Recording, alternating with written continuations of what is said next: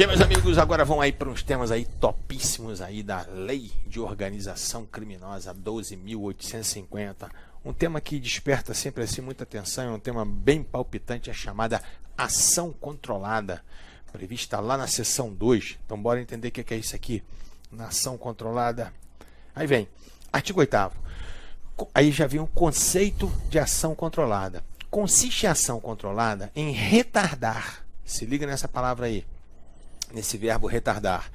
Consiste a ação controlada em retardar a intervenção policial ou administrativa relativa à ação praticada por organização criminosa ou a ela vinculada, desde que mantida sob observação e acompanhamento, para que a medida legal se concretize no momento mais eficaz à formação de provas e obtenção de informações. Esse aqui é um artigo topíssimo, topíssimo, topíssimo. É aquilo que a gente chama de flagrante diferido, né? Ou flagrante retardado. Por quê? Já existe uma situação de flagrante. Era possível, né, que aquelas pessoas que compõem a organização criminosa serem presas em flagrantes, mas não é interessante no início da ação. Ou seja, se pode buscar muito mais, se pode investigar muito mais. Embora a organização criminosa esteja em si, na prática, até do próprio crime em si de organização criminosa, já podiam ser presos em flagrante por isso, porque é um crime permanente. Mas é preferível que se deixe rolar, é preferível que se deixe fluir para se buscar efetivamente, assim, para se mergulhar no seio aí da organização criminosa. Então essa espécie, né, essa permissão, na verdade, porque quando houver uma situação de crime, a autoridade policial tem o dever de efetuar a prisão em flagrante. Então o que acontece aqui, sob pena de responder, talvez até pelo crime de prevaricação, se for uma satisfação de interesse pessoal. Então o que acontece aqui?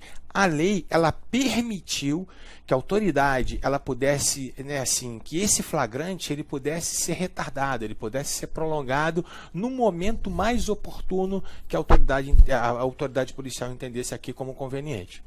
Sim, é interessante, Greco, esclarecer aí para o nosso amigo, para a nossa amiga, que uma investigação de uma organização criminosa é algo extremamente sensível, porque envolve um sem número de agentes. E muitos desses agentes, ele tem certeza que ele tomou todos os cuidados para não ser flagrado. Sim. Então você imagina, ele passa, o investigador está guardando aqui um carregamento de 100 toneladas de cocaína, por exemplo.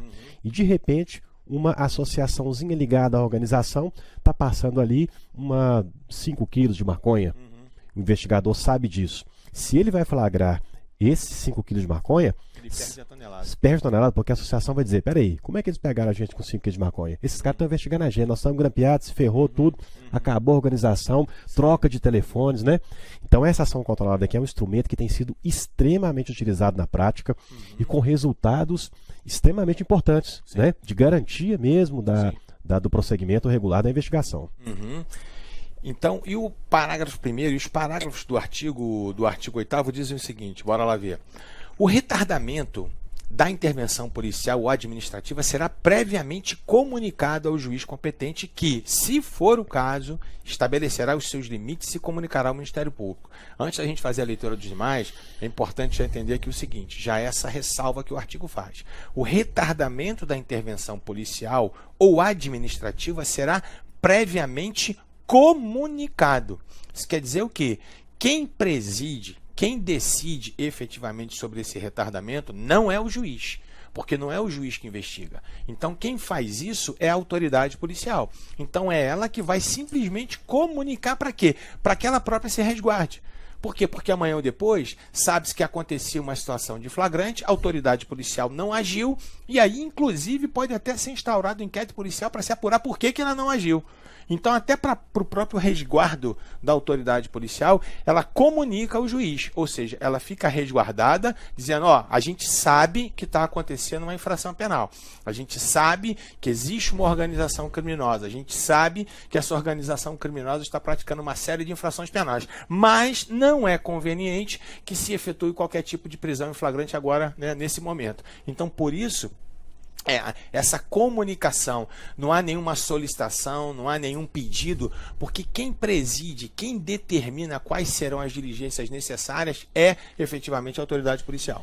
Exatamente, Greco. E é importante a gente ressaltar que de todos os meios especiais de obtenção da prova previstos na Lei 12.850, apenas a ação controlada e o que nós vamos ver mais adiante um pouquinho, que é o acesso a alguns dados cadastrais nos registros de bancos de dados, sim, que não depende de ordem judicial prévia, não é isso? Sim. Então, os demais eu preciso de que o juiz autorize, que o juiz fixe limites, mas aqui não, aqui você falou muito bem.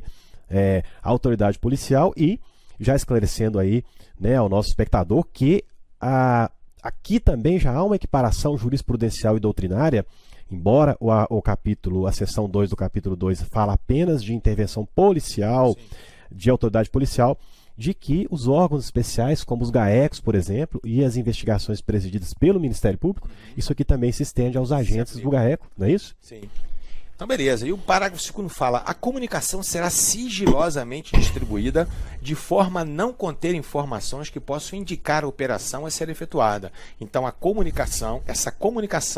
essa comunicação que é feita ao juiz, ela será sigilosamente distribuída, de forma a não conter informações que possam indicar a operação a ser efetuada. Porque se for se está efetivamente se diferindo esse flagrante, né, se está postergando esse flagrante, e se isso for do conhecimento de todos, né, a gente sabe que essas organizações criminosas, elas estão infiltradas em todos os poderes, então isso aqui na verdade vai acabar sendo, né, uma medida completamente inócua, porque as pessoas, isso vai vazar, as pessoas vão tomar conhecimento, daí essa preocupação aí do legislador. Sim, o sigilo aqui na verdade é a alma desse tipo de investigação, né, Greco? A organização criminosa, ela tem ouvidos por todos os lados. Sim. E a lei se preocupa o tempo todo em ressaltar, frisar esse sigilo, porque vaza uma informaçãozinha de uma intervençãozinha pequenininha, coloca toda uma investigação caríssima, que já dura meses e anos, sim, a perder. Por água abaixo.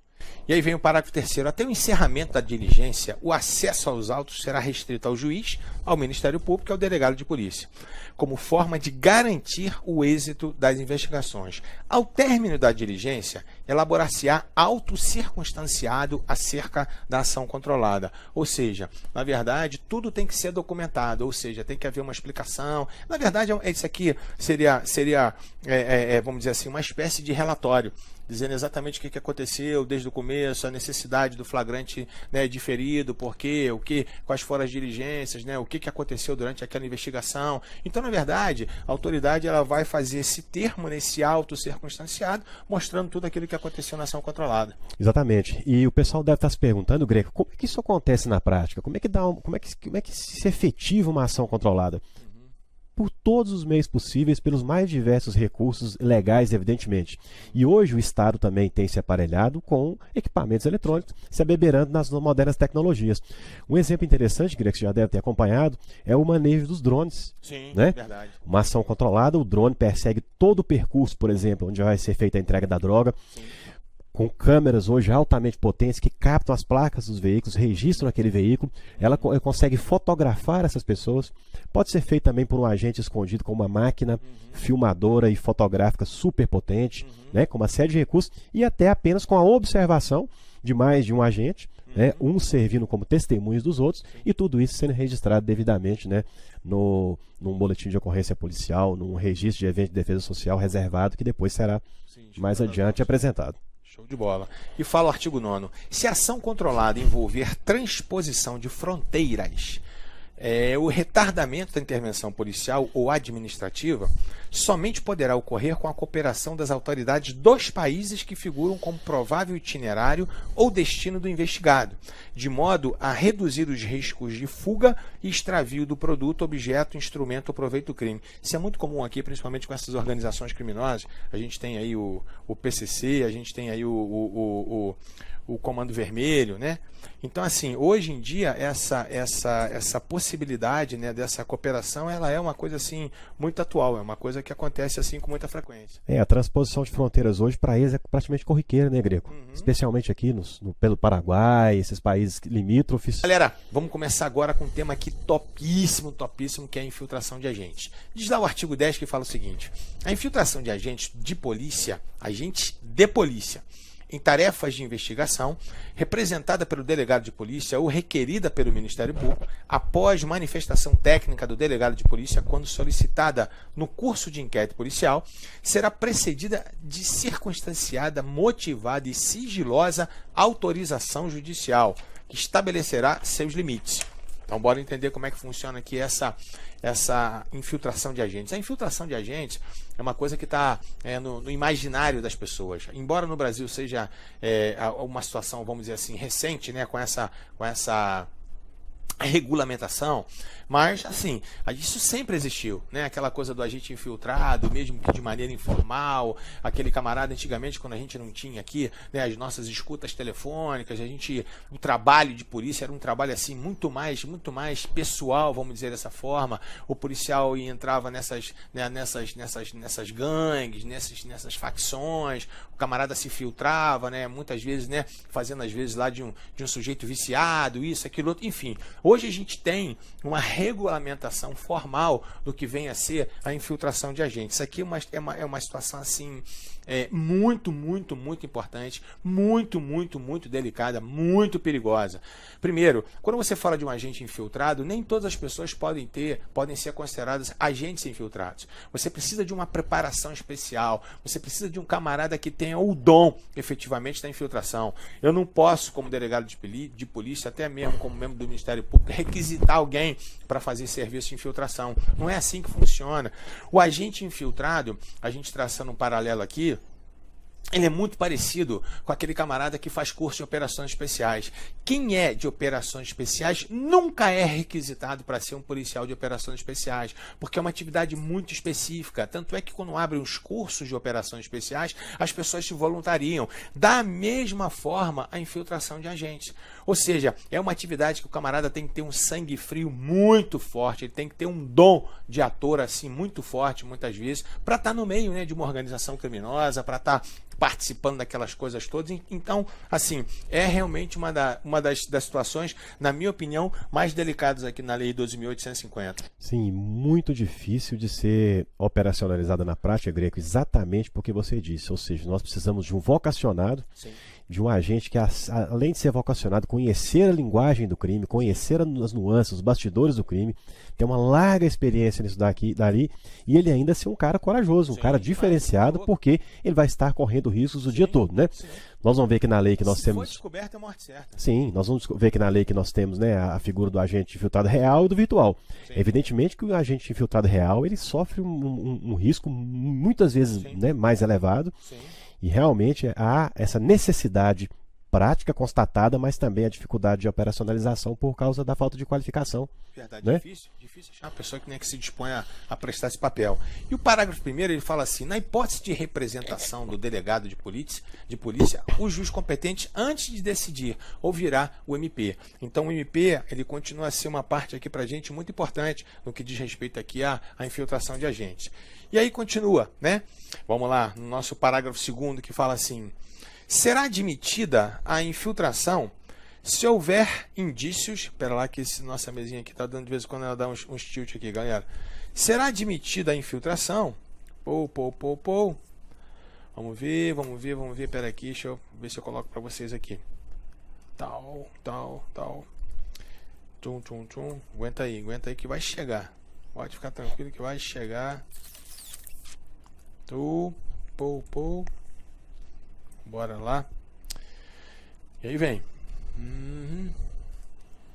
Será admitida a infiltração se houver indícios de infração penal de que trata o artigo 1º e se a prova não puder ser produzida por outros meios disponíveis. Ou seja, será admitida a infiltração se houver indícios da infração penal de que trata o artigo 1º e se a prova não puder ser produzida por outros meios disponíveis. Quer dizer o quê? Via de regra, a atividade do agente infiltrado aqui é uma atividade de natureza acessória. Ou seja, existem outras provas que podem ser produzidas até mesmo para preservação do próprio agente. Então não justifica colocar o camarada em risco Não justifica colocar a vida, a integridade física, não só do agente, mas como também dos familiares do agente, se ele for descoberto, em risco, se você tem outros meios para que você possa descobrir aí, né, entrar nos meandros aí dessa organização criminosa. Exatamente, Greco. E a jurisprudência do STJ, inclusive, vem se firmando, né? Nós vamos ver aqui daqui a pouco numa emenda que nós até colacionamos aí, vem se firmando no sentido de que o agente infiltrado não deve ser nunca a primeira medida a ser utilizada para a investigação de uma organização criminosa. O STJ tem exigido, sob pena de nulidade, que a autoridade responsável apresente demonstração de prova de que primeiro tentou esgotar os outros meios especiais de prova, investigou por outras formas e não conseguiu e utilizou aqui o agente infiltrado quase que como último recurso realmente investigativo. Perfeito. Então bora lá. Então vamos continuar. Aqui no nosso quadrinho aqui. Uma jurisprudência aqui interessante. Validade das medidas cautelares de infiltração de agente, captação ambiental e ação controlada. A medida cautelar, isso aqui vai ao encontro aqui que o Paulo está dizendo. A medida cautelar de infiltração policial não é nula, uma vez que não foi a primeira medida investigativa, tendo sido requerida depois que os outros meios disponíveis se revelaram inadequados ao caso concreto, exatamente como exige o artigo 10, parágrafo 2º da Lei 2.850. Também não padecem de qualquer nulidade as demais medidas cautelares requeridas e posteriormente autorizadas, quais sejam a captação ambiental e a ação controlada. Parágrafo 3º. A infiltração será autorizada pelo prazo de até 6 meses, sem prejuízo de eventuais renovações, desde que comprovada a sua necessidade. Então, o que a gente percebe aqui? Obviamente que eu não posso delimitar um prazo máximo de 6 meses, porque seria ridículo. Né? Como é que eu vou contrair, como é que eu vou ter amigos, né? Como é que eu vou me fazer íntimo, por exemplo, de pessoas que fazem parte de uma organização criminosa em 15 dias, em 30 dias, em 4 meses. Não é assim que funciona. Essa coisa da confiança, ela requer tempo. Então, por isso que essa infiltração aqui, na verdade, ela não tem prazo, embora se exija relatórios, como a gente vai ver aqui ao final de cada período, e a qualquer tempo, quando exigir o Ministério Público, mas assim, essa infiltração, na verdade, ela não tem prazo, porque se tivesse, ela cairia no vazio. Exatamente. O legislador já teve aqui uma certa sensibilidade, né, Greco, quando começou com um prazo de 6 meses.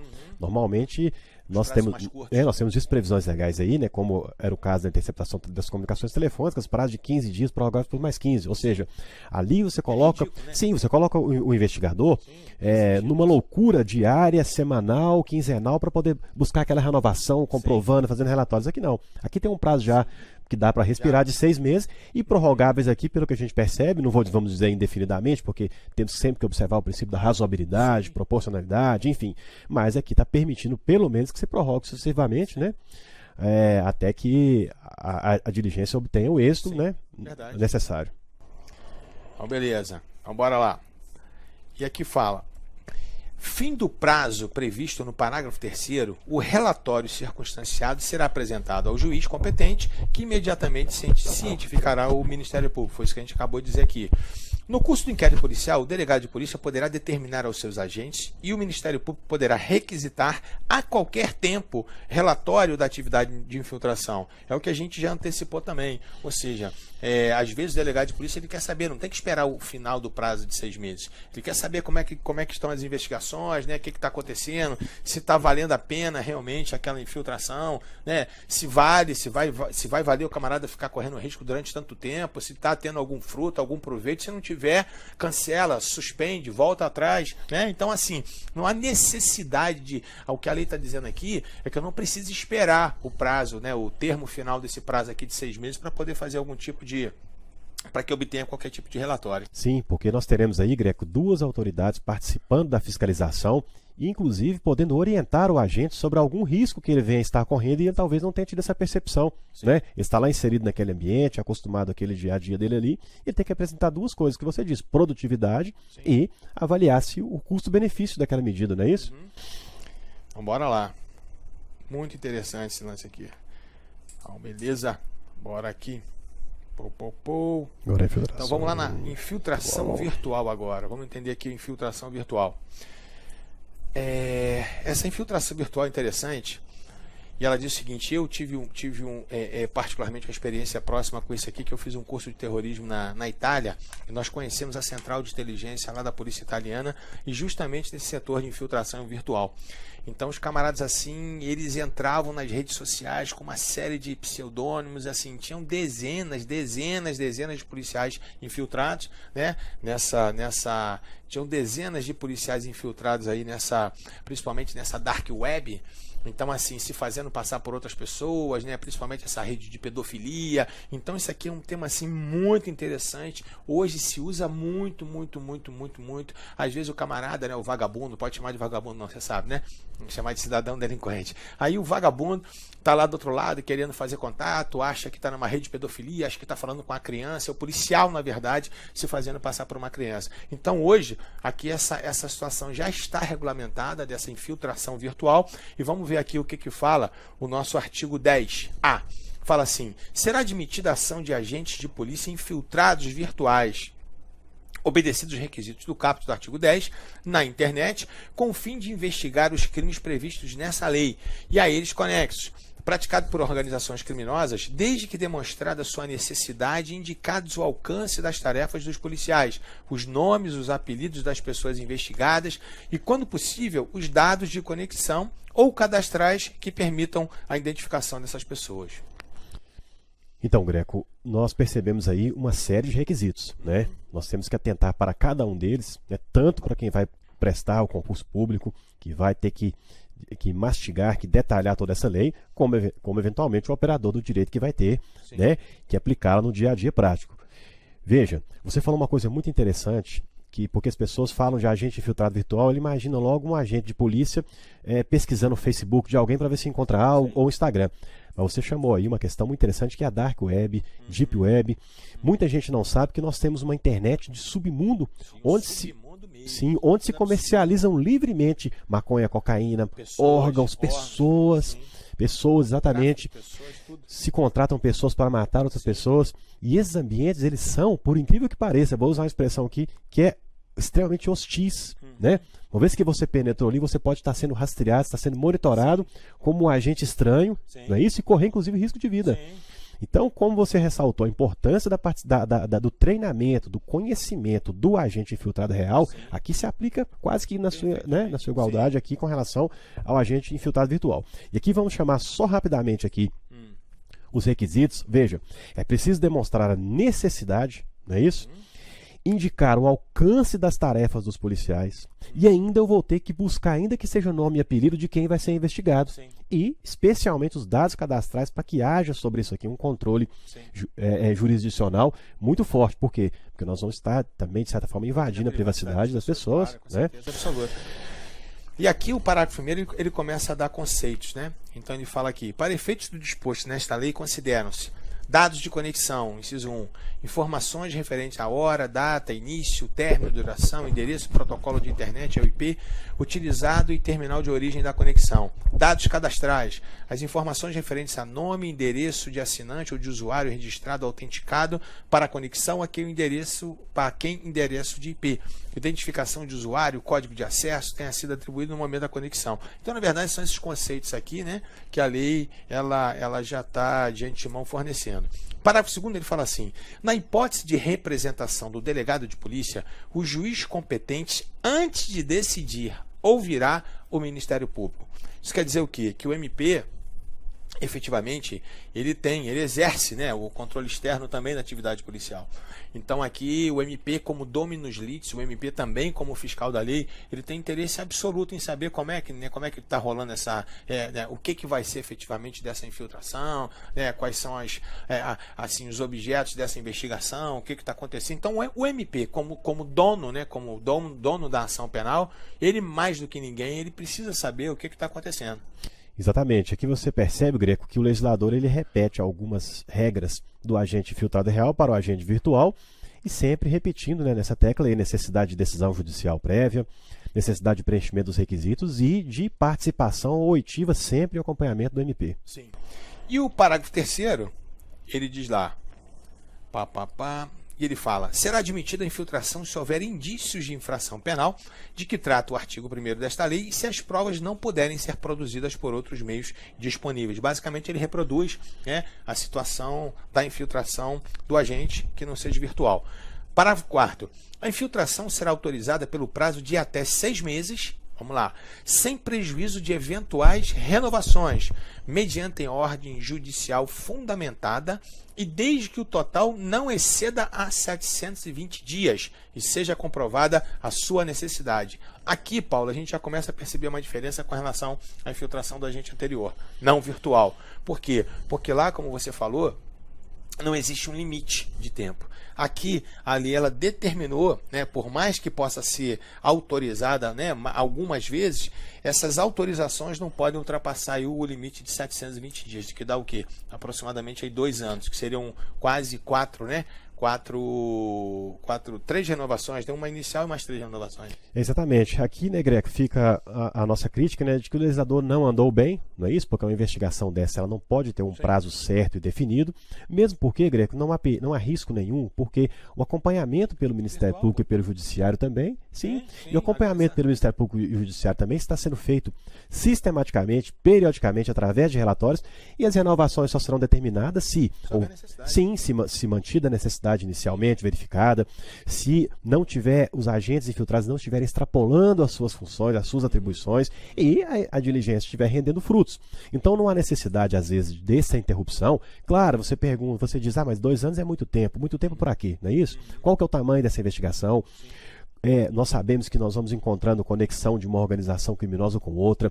Isso daqui passa para a questão interestadual, rompimento de fronteiras internacionais. Então, a investigação complexa ela não pode ter um prazo certo e definido para terminar, né? Sob pena de ficar comprometida. Mas aqui é importante, então, né, o nosso amigo e a nossa amiga aí observarem bastante isso para não confundir isso aí no concurso público. Ou seja, lá na infiltração real, eu tenho prazo de 6 meses prorrogáveis por iguais períodos, em tese indeterminadamente. Aqui eu tenho uma limitação, né? Tem um prazo inicial e tem uma limitação de 720 dias, apenas inicialmente para a infiltração real, virtual. E lá no parágrafo 5º fala: fim do prazo previsto no parágrafo 4º deste artigo, o relatório circunstanciado, juntamente com todos os atos eletrônicos praticados durante a operação, deverão ser registrados, gravados, armazenados e apresentados ao juiz competente, que imediatamente cientificará o MP. No curso do inquérito policial, o delegado de polícia poderá determinar aos seus agentes e o Ministério Público e o juiz competente poderão requisitar a qualquer tempo relatório da atividade de infiltração. Basicamente, Paulinho, é a regra que se repete também da infiltração anterior.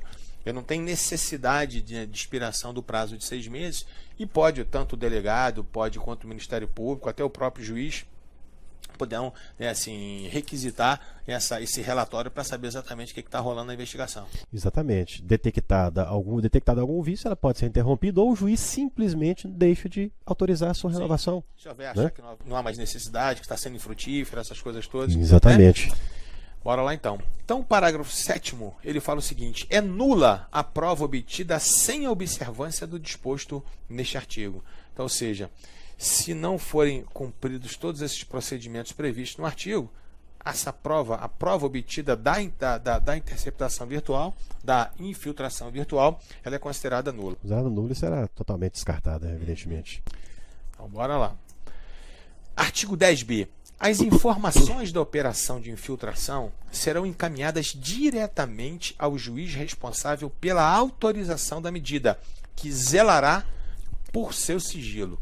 E vem, parágrafo único. Antes da conclusão da operação, o acesso aos autos será reservado ao juiz, ao Ministério Público e ao delegado de polícia responsável pela operação, com o objetivo de garantir o sigilo das investigações. Isso aqui também é de fundamental importância, até mesmo para poder assegurar, né, preservar a integridade do agente infiltrado. Sim, e chega a ser básico, né, Greco, como nós ressaltamos com relação aos outros meios especiais de obtenção da prova, de que o sigilo aqui, né, a alma, deve ser a tônica, sim. Na organização criminosa, o sigilo é quase que absoluto. Exatamente. Então, beleza. Então, bora lá. Tem muita coisa aqui. 10C fala assim, não comete o crime, aqui muito interessante isso aqui, não comete o crime o policial que oculta a sua identidade para, por meio da internet, colher indícios de autoria e materialidade dos crimes previstos no artigo 1º desta lei. Parágrafo. O agente policial infiltrado que deixar de observar a estrita finalidade da investigação responderá pelos excessos praticados. Sim, ele evidentemente que ele vai ter que se passar por uma outra pessoa, né? Já logo de cara praticando falsa identidade, vai assinar talvez algum documento, alguma declaração com falsidade ideológica claríssima, então não comete crime, e até vai ter que, né, que participar de algum bate-papo criminoso, receber algum arquivo, por exemplo, aí de pornografia infantil, né, que por si só já seria crime, não é isso? Manter isso, às vezes, ali em seus arquivos, em seu computador. Então aqui a lei já faz essa ressalva. Desde que não deixe de observar a estrita finalidade da investigação. Exatamente. Ele não pode extrapolar os limites da investigação. Se extrapolar os limites da investigação, e se não tiver autorização para isso, aí sim o policial vai responder. Entrou na Deep Web, ele tem que resistir à tentação de não comprar aí uma coisa contrabandeada, alguma coisa, porque ali é o paraíso, a terra de ninguém, e é o paraíso das ofertas, né, Greco? Tentadoras, né, de importação de armas, munições. Terra de ninguém. Exatamente. Misericórdia, um negócio desse. Artigo 10D. Vamos lá. Fala assim. Concluída a investigação, todos os atos eletrônicos praticados durante a operação deverão ser registrados, gravados, armazenados e encaminhados ao juiz e ao Ministério Público, juntamente com o relatório circunstanciado. Até aqui nada de novo. Os atos eletrônicos registrados e citados no caput deste artigo serão reunidos em autos apartados e apensados ao processo criminal, juntamente com o inquérito policial, assegurando-se a preservação da identidade do agente policial infiltrado e a intimidade dos envolvidos. Então, isso que a gente já falou é de fundamental importância aqui. Na verdade, a preocupação maior de tudo, antes do sucesso da investigação, é efetivamente a preservação do agente. Então, já é uma atividade arriscada, já é uma atividade de risco. Então, tudo que diga respeito ao agente tem que ser preservado, para que ele não corra risco, como eu falei, e nem a sua família. Porque esses caras são covardes, porque a ação não se limita só à pessoa do agente, né? Então, normalmente, a organização criminosa ela não tem escrúpulo nenhum. Então, para matar a família de um policial desse é a coisa mais fácil do mundo. Sim, e importante, o Greco, observar que, diferentemente do que ocorre, por exemplo, com o colaborador na colaboração premiada, em que em algum momento a identidade dele acaba por vir a ser revelada, né? Lógico que tem casos que não é. Aqui não, jamais a identidade do policial que infiltrou será revelada, né? Em nenhum momento, findas as investigações, movida a ação penal, condenados eventuais culpados. E outra coisa a se observar, a intimidade dos envolvidos também não pode ser revelada. Ou seja, durante a colheita dessa prova, o policial vai ter acesso a uma série de dados que dizem respeito à vida privada e pessoal dos envolvidos. Ainda que seja o criminoso, aquilo que disser respeito a ele, as suas conversas com a sua esposa, né, as imagens que ele conseguir coletar, não diga respeito à investigação, então está tudo isso devidamente preservado. Beleza. Então, bora lá. Então aqui no artigo 11, ele fala assim: o requerimento do Ministério Público ou a representação do delegado de polícia para infiltração de agentes conterão a demonstração da necessidade da medida, o alcance das tarefas dos agentes e, quando possível, os nomes ou apelidos das pessoas investigadas e o local da infiltração. Parágrafo único. Os órgãos de registro e cadastro público poderão incluir nos bancos de dados próprios, mediante procedimento sigiloso e requisição da autoridade policial, as informações necessárias à efetividade da identidade fictícia criada nos casos de infiltração de agentes da internet. Alguma coisa aqui não, né? A questão, só ressalvar, só destacar a questão da identidade fictícia criada. Veja, ele criou uma identidade fictícia. Alguém pode suspeitar desse agente, que esse cara está aqui no meio e tal, e dar uma checada nessa identidade. Sim. Então é importante que haja o registro dela nos bancos de dados oficiais. Para que ele possa provar que era ele com a identidade fictícia também. Sim, que ele teve na cabeça. Exatamente. Até porque você imagina, tem algum agente público envolvido que pode ter acesso a um banco de dados. Vamos checar se esse cara realmente existe, está lá bonitinho, uma identidade, né? Cria-se então uma identidade, uma segunda identidade, para que isso também assegure o bom êxito da própria investigação. Então bora lá, que fala aqui assim, artigo 12, vamos embora aqui no artigo 12. O pedido de infiltração será sigilosamente distribuído de forma a não conter informações que possam indicar a operação a ser efetivada ou a identificar o agente que será infiltrado. As informações quanto à necessidade da operação de infiltração serão dirigidas diretamente ao juiz competente, que decidirá no prazo de 24 horas após manifestação do Ministério Público, na hipótese de representação do delegado de polícia, devendo-se adotar as medidas necessárias para o êxito das investigações e a segurança do agente infiltrado. Os autos contendo as informações de operação de infiltração acompanharão a denúncia do Ministério Público quando serão disponibilizados à defesa, assegurando-se a preservação da identidade do agente. Sim, o que nós destacaríamos aqui, Greco, no parágrafo 1º? Quem é que pode requerer a medida? Tanto o delegado de polícia como o Ministério Público. Se o delegado de polícia requerer, o juiz obrigatoriamente deverá ouvir o Ministério Público. Se o requerimento for partir do Ministério Público, evidentemente, o juiz deverá decidir diretamente em 24 horas. Vamos lá no parágrafo 3º, que fala assim. Peraí, tem que voltar aqui. Fala assim, havendo indícios seguros de que o agente infiltrado sofre risco iminente, a operação será sustada mediante requisição do Ministério Público ou pelo delegado de polícia, dando-se imediata ciência ao Ministério Público e à autoridade judicial em caso do delegado de polícia. Foi aquilo que a gente já falou. Então, o que vale aqui, na verdade, é a preservação do agente. Ele não está ali a qualquer custo, né? Então, o camarada que ele é um agente do Estado, ele está ali por conta, né, do trabalho dele como sendo um agente policial e, assim, a gente permite até um risco tolerado. Se esse risco já deixou de ser um risco tolerável, né, se efetivamente a vida dele está correndo risco, a integridade física dele está correndo risco, por exemplo, se descobre, né, por algum motivo que assim a organização criminosa cismou com esse camarada, se começa a investigar a respeito dele, né, se começa a desconfiar efetivamente que aquele cara ali não faz parte da organização, se alguma coisa começa a dar errado, tem que sustar imediatamente a infiltração para a preservação do próprio policial, independente do sucesso ou não da infiltração. Sim, daí porque, e nem não sem razão, Greco, a lei ela fala o tempo todo em relatórios periódicos, acompanhamento do Ministério Público e do delegado de polícia. Por quê? Porque esse agente ele está envolvido, né, com a organização criminosa, ou seja, está vivendo um momento de tensão e de estresse profundo que pode passar, né, ao largo de sua percepção, pode acabar fazendo com que passe que ele deixe de perceber a situação de risco iminente. Então aqui o delegado e o Ministério Público têm que agir rapidamente, já assustarem e dar ciência ao juiz, ou seja, não vai pedir autorização prévia para o juiz, porque até que essa autorização chegue o agente pode estar morto. Sim. Então a autoridade policial ou o Ministério Público determinam a assustação na prática e comunicam ao juiz que a operação foi encerrada, porque o agente sofria risco iminente de morte, né? Esse artigo 13 aqui, para mim, ele é um dos principais aqui, dos mais discutíveis. Que ele fala assim: o agente que não guardar em sua atuação a devida proporcionalidade com a finalidade da investigação, responderá pelos excessos praticados. Vamos ver aqui. Parágrafo único. Não é punível, no âmbito da infiltração, a prática de crime pelo agente infiltrado no curso da investigação, quando inexigível conduta diversa. Então aqui é uma coisa extremamente importante. Por quê? Porque imagina, o camarada está participando de uma organização criminosa.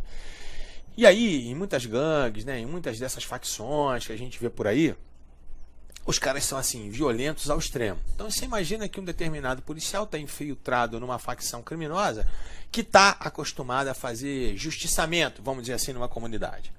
E aí, ele já está começando a se infiltrar, ele já está assim, íntimo, né, daqueles camaradas que assumiram lá a cúpula da organização, e agora existe um justiçamento. E aí, o chefe manda esse camarada executar. E agora? Como é que a gente faz? Agora é uma provocação, hein, Greco? Agora é interessante. Agora eu quero ver. Agora eu quero ver. Eu sei que muita gente não vai concordar com isso aqui que eu vou dizer. Mas se naquele momento específico, ou seja, está acontecendo um justiçamento, e o chefe da organização criminosa até querendo colocar à prova aquele camarada que está se fazendo íntimo deles naquele momento, se o chefe quer colocar esse camarada à prova e determina que ele execute aquela pessoa, e aí? Na minha opinião, infelizmente, o policial não tinha outra alternativa. Daí essa ressalva do parágrafo único dizendo o seguinte: não é punível, no âmbito da infiltração, a prática de crime pelo agente infiltrado no curso da investigação, quando inexigível conduta diversa. Vamos mudar o fato. Agora imagina que esse camarada saiba que vai haver o justiçamento. Beleza. Só que de antemão ele toma conhecimento, através de uns amigos lá que ele já fez na facção criminosa, que o chefe vai pedir para que ele execute. E agora? Mudou completamente. Então agora é preferível interromper a investigação, interromper a infiltração de agentes, interromper a sua atuação para que ele não pratique esse crime de homicídio. Na minha opinião, né? Eu sei que isso aqui é muito discutido, né? É muito controvertido, papapá. O que você acha a respeito disso aí? Sim, eu penso, Greg, que ele vai ter que envidar todos os esforços, primeiro para comunicar ao delegado de polícia ou ao promotor de justiça que eles precisam sustar imediatamente aquela operação. Em último caso, ele vai ter que pessoalmente se retirar, sim, tentar se proteger, sim, e ele próprio, né, embora a lei não diz isso daqui, mas ele próprio, porque a lei fala inexigibilidade de outra conduta, né, e você, como professor de direito penal, fala disso, né, melhor do que ninguém, e você sabe, a inexigibilidade tem que ser realmente uma conduta inexigível. Então, se ele puder empreender fuga e aparecer na delegacia de polícia e falar, vim embora, voltei, não posso ir porque me mandaram matar alguém, não é isso? Sim. Se ele não tiver essa condição de comunicar nem sair fora, eu penso que permanece inexigível. Entendi. Outra conduta. Isso aí é um dilema, realmente complicado. Assim, é uma situação complicada, por exemplo. Até condutas, vamos dizer, de só menos importância, exemplo do cara ser obrigado, né, tá no meio lá de uma facção criminosa, onde todos são cheiradores de cocaína, fumam maconha, até esporadicamente, se esse camarada tiver que cheirar uma cocaína, tiver que fumar maconha, alguma coisa assim, ainda a gente até entende. Mas quando você chega ao ponto, como no exemplo que eu dei aqui, de ter que executar uma pessoa, a gente já começa a exagerar no exemplo. Então, assim, mas são situações reais, a gente vê isso, né? Principalmente nesses filmes que a gente vê na televisão, né? Filmes estrangeiros aí, americanos principalmente, né? Onde assim, o agente infiltrado, já nos Estados Unidos, já tem isso aí há muitos anos, o agente infiltrado, muitas vezes, ele é obrigado a fazer coisas assim que, sabe, assim, né? Até Deus duvida aqui. Sim, e vamos um pouquinho além, Greco. Ele normalmente receberá a ordem de executar sob pena de, se não fizer, ser executado imediatamente. Então aí a inexigibilidade de conduta ela é claríssima, né? Sim.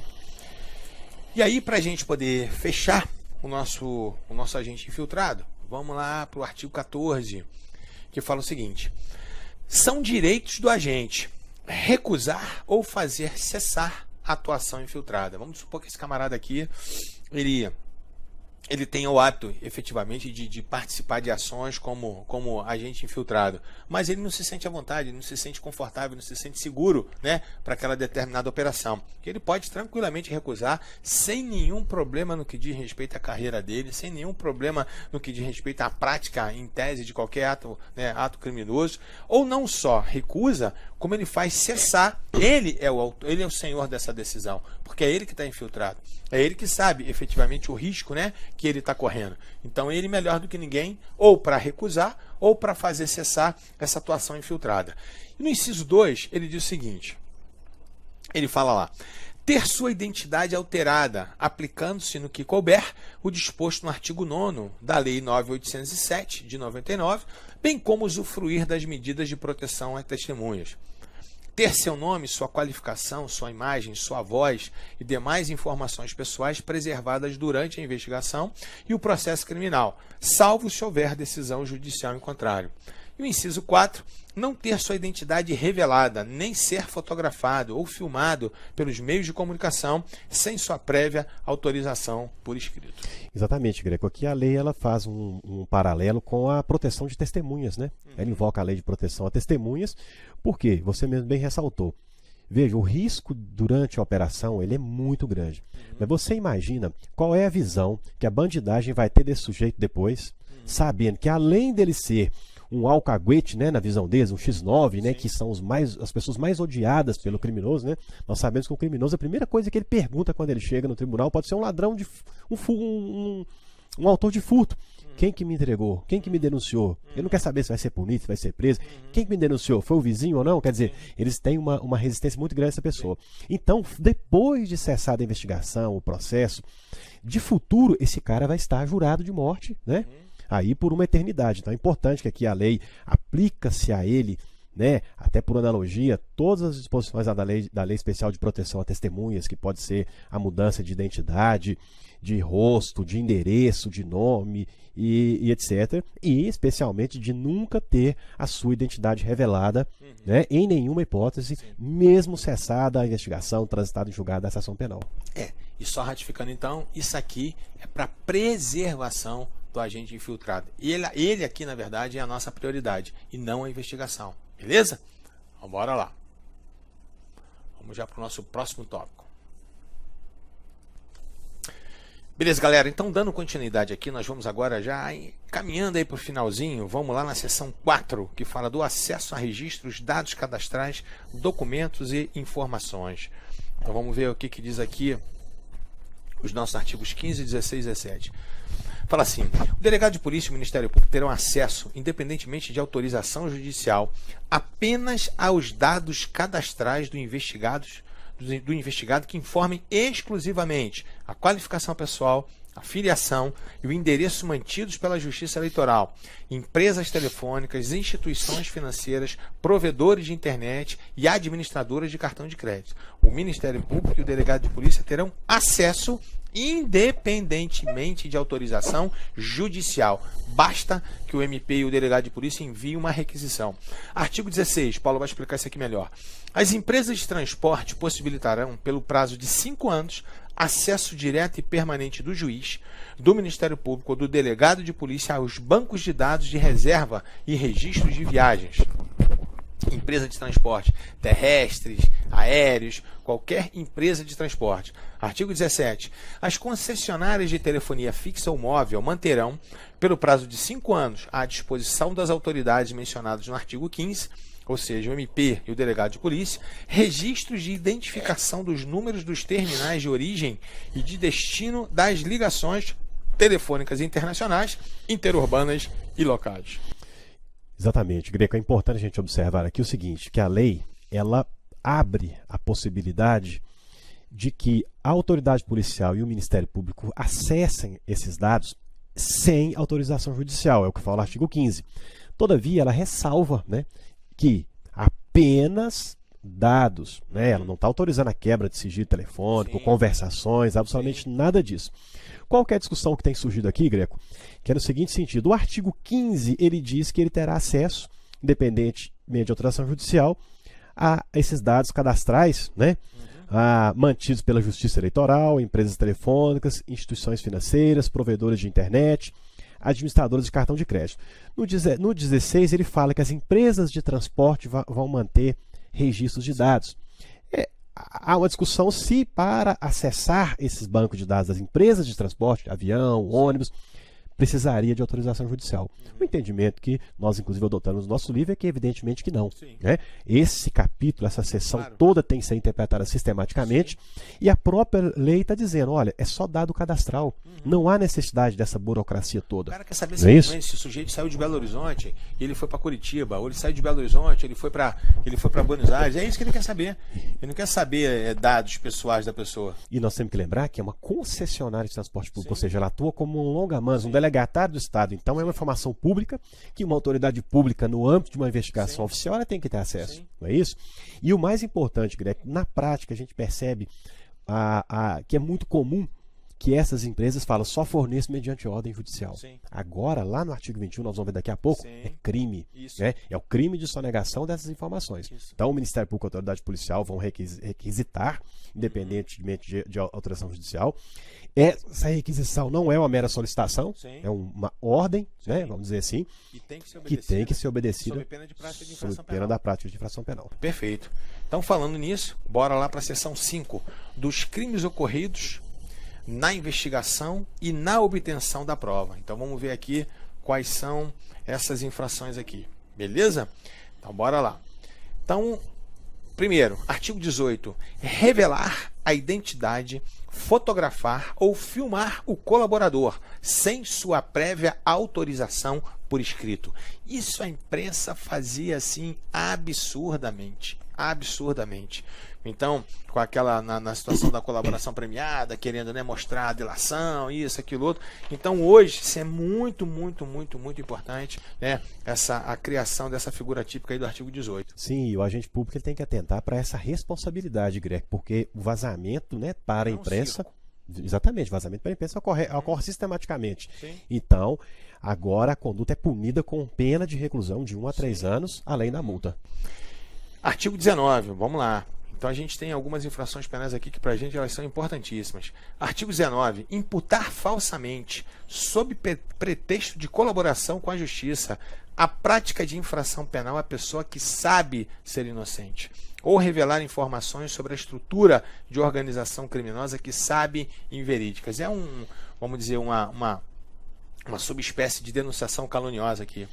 Sim, é um crime aí que vem sendo conhecido na doutrina como colaboração fraudulenta, né, Grego? Sim. É um crime naturalmente praticado aí pelo colaborador, né, lá no âmbito da colaboração premiada, que foi um dos meios de obtenção da prova especiais, né, que nós dissecamos aqui nos módulos anteriores dessas aulas, e que nós verificamos lá que um dos pré-requisitos para que aquela colaboração seja válida é que ele mostre, por exemplo, estrutura de organização criminosa.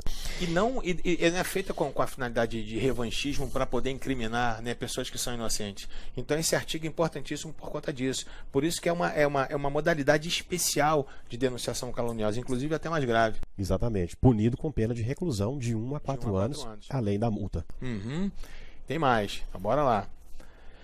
No artigo 20... vem descumprir, aí que vem aquilo que o Paulo falou, descumprir determinação de sigilo das investigações que envolvam a ação controlada e a infiltração de agentes. Então, estranhamente, Greco, a lei ela prevê como crime apenas a quebra do sigilo de duas das cautelares especiais, né, de produção de prova, que é a ação controlada e a infiltração de agentes. Sim. E as demais, você já falou muito bem lá, por exemplo, no âmbito da colaboração premiada, não significa que quebrar o sigilo não incorre em crime, porque nós temos o sigilo genérico lá do 325 do Código Penal Brasileiro, né, que você já explicou ali atrás. Então, esse crime do artigo 20 aqui, que é o crime de quebra de sigilo, ele exige para a sua configuração típica dos elementares, que o sigilo se refira à ação controlada e à infiltração de agentes, o que não significa, repito, que quebrar o sigilo numa colaboração premiada não seja crime. Perfeito. Né? Então, bora lá, para a gente fechando o cerco. Artigo 21. Recusar ou omitir dados cadastrais. Esse que você mencionou. Registros, documentos e informações requisitadas pelo juiz, Ministério Público ou delegado de polícia no curso de investigação ou do processo. Parágrafo único.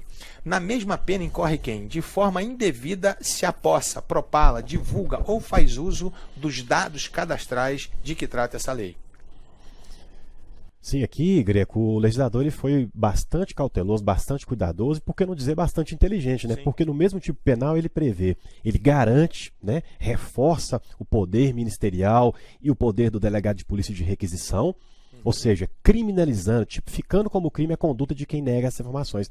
Mas, ao mesmo tempo, ele criminaliza também quem divulga indevidamente. Ou seja, você, Ministério Público, você, delegado de polícia, vai ter acesso aos dados sem ordem judicial, porém, incorrerá em crime você e seus agentes que fizerem mau uso desses documentos.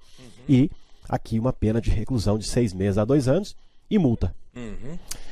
E agora, para fechando, capítulo 3, nós temos aí as disposições finais. Mas você tem um alerta para fazer importante aí, Paulinho? Sim, vocês percebam, né, nosso amigo, nossa amiga que está nos assistindo, que duas das ações especiais, 2 dos meios especiais de obtenção de prova, que estão previstos lá no artigo 3º, Greco, a captação ambiental de sinais eletromagnéticos e acústicos e a interceptação das comunicações telefônicas e telemáticas, apesar de serem 2 importantíssimos mecanismos de investigação, eles não tiveram seu procedimento regulamentado nessa lei.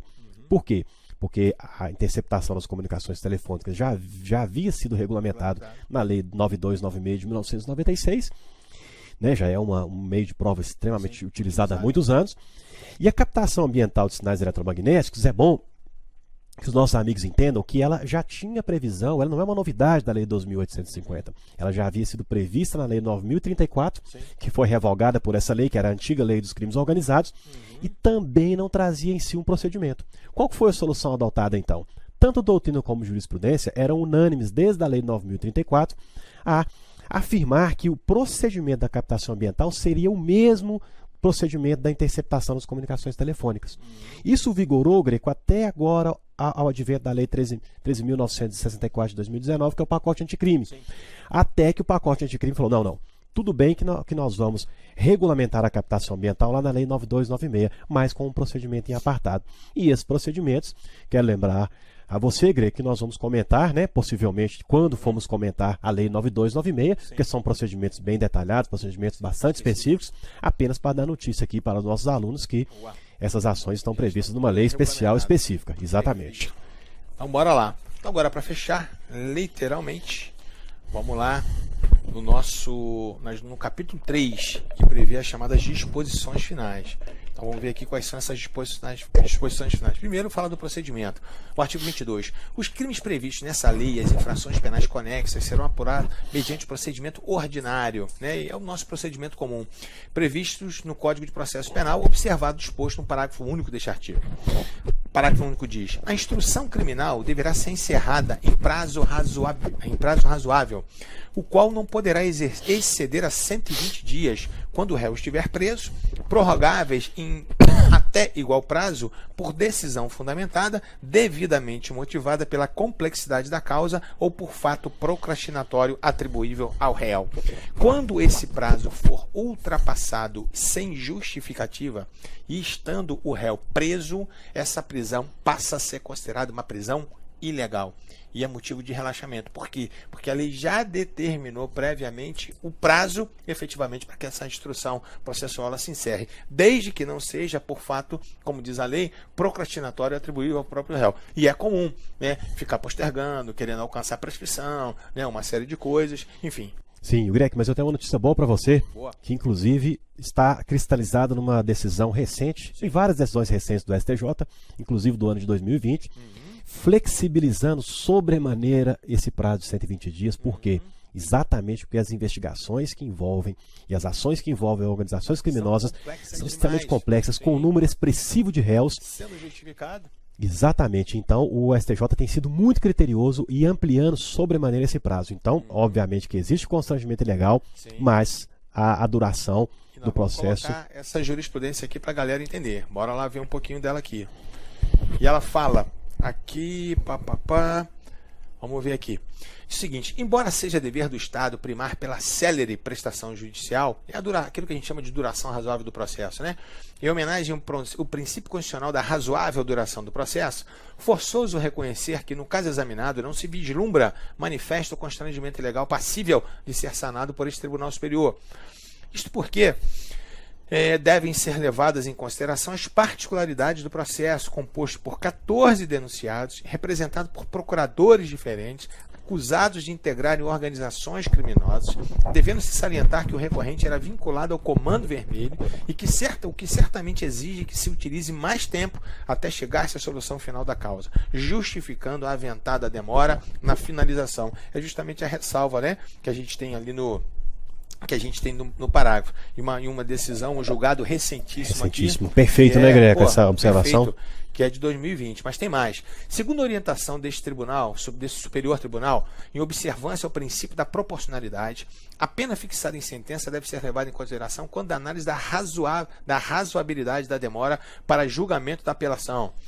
Em 2007, nesse sentido, configura-se ainda os seguintes julgados desse sodalício: agravo regimental em habeas corpus, latrocínio, deferimento do direito de recorrer em liberdade, excesso de prazo para o julgamento da apelação, superação da súmula 691. Ordem parcialmente concedida em limine, agravo regimental não provido. O Superior Tribunal de Justiça é firme em salientar que o total da pena imposta ao réu deve ser considerado para fins de análise do alegado excesso de prazo no julgamento da apelação. No caso, o paciente condenado em primeiro grau a 20 anos de reclusão se encontra preso por 3 anos. Logo, embora injustificada e indevida a delonga para o processamento do recurso de apelação perante a corte local, não é o caso ainda de determinar a soltura do paciente ante a quantidade da pena aplicada, bem como o fato de aparentemente terem sido ultimadas as providências para o processamento da apelação na Corte Estadual. E por aí vai. Então, assim, só para entender que, para agora, a gente tem o artigo 23, que fala efetivamente sobre o sigilo. O artigo 23, ele é o penúltimo artigo aqui, na verdade, da Lei 12.850, que tem outros que vão fazer revogação do artigo 288, né, do artigo, né, modificação do artigo 342, mas a gente não vai falar deles. Então vai dizer o seguinte aqui: o sigilo da investigação poderá ser decretado pela autoridade judicial competente. Lembrando o seguinte, que como regra, é importante que você entenda isso, como regra, o processo penal ele é público. Não há sigilo no que diga respeito ao processo penal. Em determinadas situações, como a gente sabe, né, nos crimes contra a dignidade sexual, naquela série de situações, e agora, aqui na Lei 12.850, o juiz pode decretar o sigilo. Então vamos ver aqui como é que vai funcionar. Ele fala assim: o sigilo da investigação poderá ser decretado pela autoridade judicial competente para a garantia da celeridade e da eficácia das diligências investigatórias, segurando-se ao defensor, no interesse do representado, amplo acesso aos elementos de prova que digam a respeito ao exercício do direito de defesa, devidamente precedidos da autorização judicial, ressalvados os referentes às diligências em andamento. Isso aqui, o artigo 23, ele está, assim, esse sigilo, principalmente, ele diz respeito, principalmente às investigações. Então, como regra, ao contrário do processo penal, como regra, o inquérito policial é sigiloso, mas a gente sabe que se tem acesso. Então aqui basicamente é o sigilo do sigilo, né? Porque a natureza do inquérito policial ela já é sigilosa. Exatamente, é interessante, Greg, que a lei ela traz uma situação bastante interessante, porque veja, você bem ressaltou que uma investigação que corre no inquérito policial ela é naturalmente sigilosa. Sim. Só que o gestor do sigilo ali é o delegado. E o delegado, muitas das vezes, ele pode sofrer talvez uma pressão maior ali dos advogados, da mídia, sim, e às vezes se perder um pouco no controle e na gestão desse sigilo. Especialmente porque há uma confusão hoje com a súmula 14, que diz que o advogado terá acesso a todos os elementos encartados nos autos, que o advogado deverá acompanhar, artigo 7º do Estatuto da OAB, deverá acompanhar todos os atos. Então o delegado às vezes pode se perder ali e ficar, sim, numa sinuca. Então o juiz chama para si a gestão. A partir do momento que ele chamou a gestão do sigilo para si, mesmo o advogado ou qualquer advogado, para ter acesso nos autos, terá que ter procuração, sim, e prévia autorização preliminar. Isso, sim, traz uma segurança absurda e muito maior para o sigilo, né? Que você falou muito bem, é o sigilo do sigilo, mas a troca de gestão. O juiz, sim, fala: chama para mim, delegado, deixa que eu vou te dar uma proteção a mais aqui. Né? O delegado, olha, os autos estão sob sigilo, só com autorização judicial. Perfeito. E tomando sempre um cuidado para o que diz a súmula 14, ou seja, tudo que o delegado documentar, o juiz automaticamente vai ter que autorizar a defesa a ter acesso. Por quê? Senão, reclamação do Supremo, mandado de segurança, habeas corpus, e o delegado pode até ser punido. Então, ele tem que ter cuidado para que só encarte aquela prova que não puder